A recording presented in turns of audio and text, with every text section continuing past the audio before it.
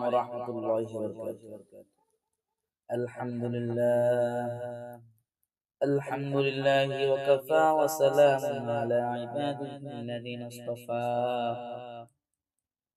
أما بعد فأعوذ بالله من الشيطان الرجيم.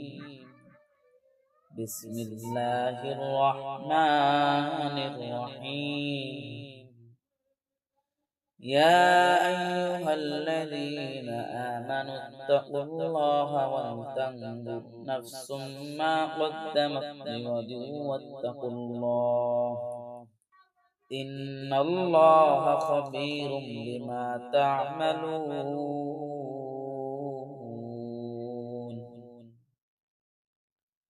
صدق الله مولانا العظيم وصدق رسوله النبي الكريم ونحن على ذلك من الشاهدين والشاكرين والحمد لله رب العالمين.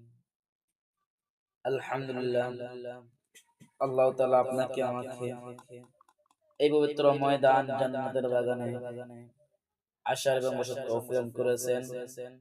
এই জন্য সকলে অন্তর স্থল থেকে, মন থেকে, প্রাণ থেকে একসাথে উচ্চ আওয়াজ দিয়ে শুকরিয়া আদায় করি। সকলে বলে আলহামদুলিল্লাহ।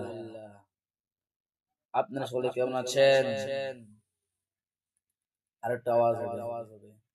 আপনারা সকলে কেমন আছেন? আলহামদুলিল্লাহ, আপনার দয়া আমি ভালো আছি।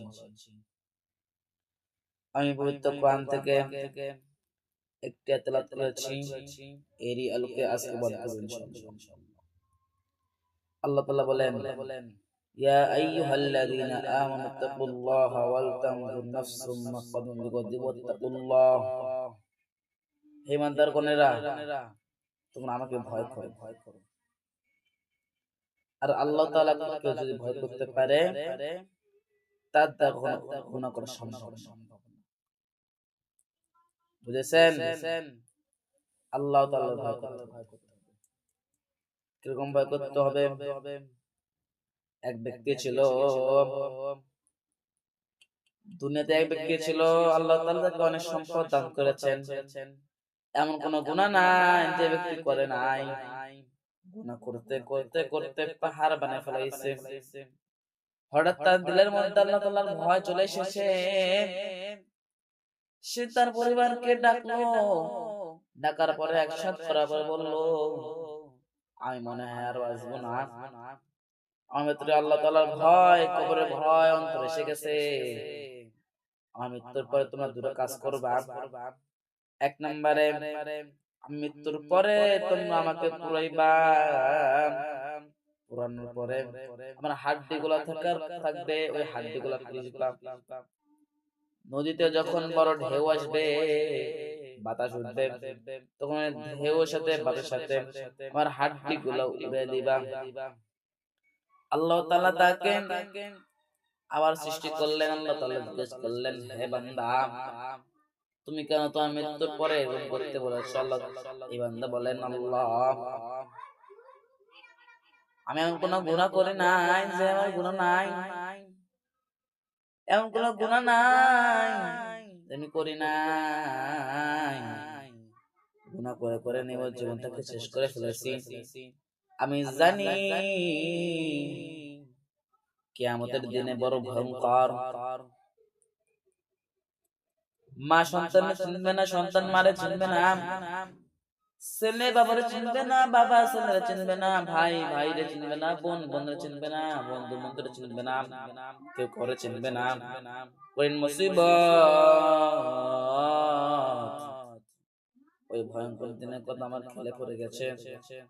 কিয়ামতের ভয়, তোমার ভয়, তোমার ভয়, কবরের ভয় আমার অন্তরে এসে গেছে। আল্লাহ, তোমার হাত থেকে বাঁচার জন্য মেরম করেছি।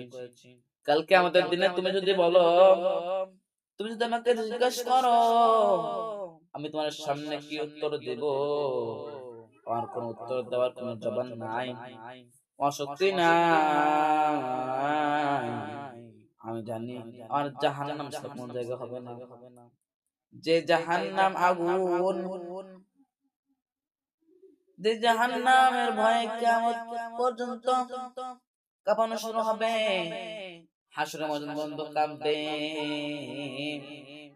নবীরা পর্যন্ত, যে নবীদের কোনো গুনাহ নাই, সে নবী পর্যন্ত ইয়া নাফসি ইয়া নাফসি বলে কান্না শুরু করবে।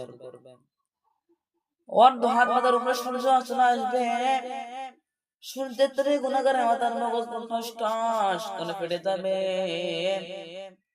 গুনাহগারের আওয়াজ, জাহান্নাম গুনাহগারের আওয়াজের শুনে আর থাকতে পারবে না, জাহান্নাম দৌড়ে আসবে। জাহান্নামকে 70,000 শিকল দিয়ে বাঁধা হবে, জাহান্নাম 70,000 শিকল ঠাস ঠাস করে ছিঁড়ে আসবে। জাহান্নাম চিৎকার দিয়ে বলবে, আল্লাহ হাল মিন মাজিদ। গুনাহগার বান্দা বলে, কই, আমাকে তাড়াতাড়ি দাও। আল্লাহ তাআলা বলেন, ধৈর্য ধরো, জাহান্নাম কথা মানবে না। জাহান্নাম যখন আসে ধরবে, আল্লাহ তাআলা বলেন, একটা পানি দাও, এই পানি গিয়ে জাহান্নামকে ছিটাইয়ে দাও। তখন জাহান্নাম দূরে সরে যাবে। তখন ফেরেশতা বলবে, আল্লাহ এটা কোন পানি, এটা এমন কি পানি যে পানিকে জাহান্নাম পর্যন্ত ভয় করে, যে পানি ছিটানোর কারণে জাহান্নাম পিছনে যায়, এই কোন পানি? আল্লাহ তাআলা বলেন, ফেরেশতারা, এই পানি কোন হাউজে কাউসারের পানি নাম, জমজমের পানি নাম, দেশের কোন পানি না, এটা আমার গুনাহগার বান্দাদের চোখের পানি। সুবহানাল্লাহ।